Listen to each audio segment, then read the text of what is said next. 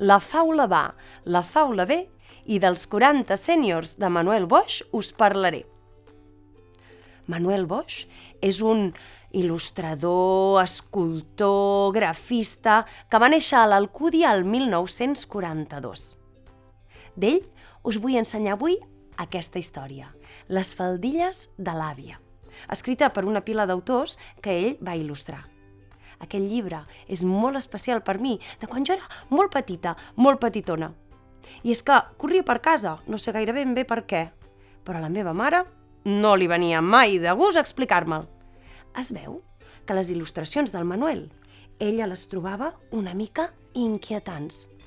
Per algun motiu no les trobava prou infantils, prou adequades per una nena menuda, menudeta com jo, que no aixecava un pam de terra i que encara no sabia llegir.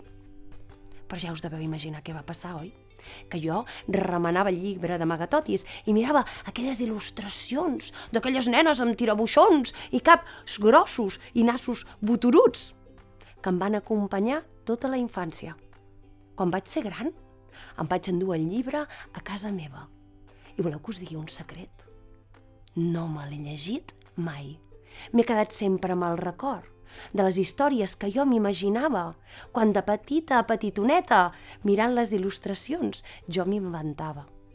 I és que de vegades els llibres ja ho fan això, que expliquen una història diferent per cadascú que se les mira.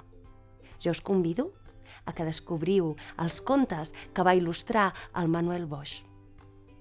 I catacric, catacrac, la faula i els sèniors que el cor ens han robat.